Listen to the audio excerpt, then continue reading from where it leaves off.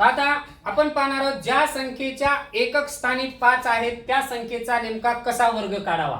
आता 5 कुठं कुठं आहे? 25, 35, 75, 85, 105 अशा पद्धतीनं यांचे काय करायचे आपल्याला वर्ग करायचा आहे। जेव्हा दिलेल्या संख्येच्या एकक स्थानी 5 असतो त्याचा वर्ग करताना पहिल्यांदा 5 चा वर्ग जशास तसा लिहा।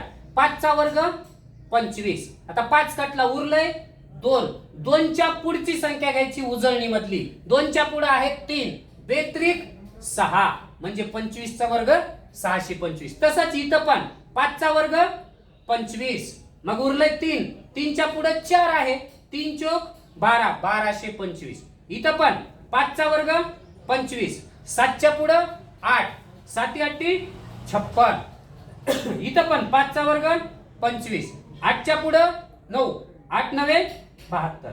त्याच पद्धतीनं 5 चा वर्ग 25, 10 च्या पुढे 11 11 गुणिले 10 11 10 10 दर्शे म्हणजे 110 11025 या पद्धतीनं सोडवा।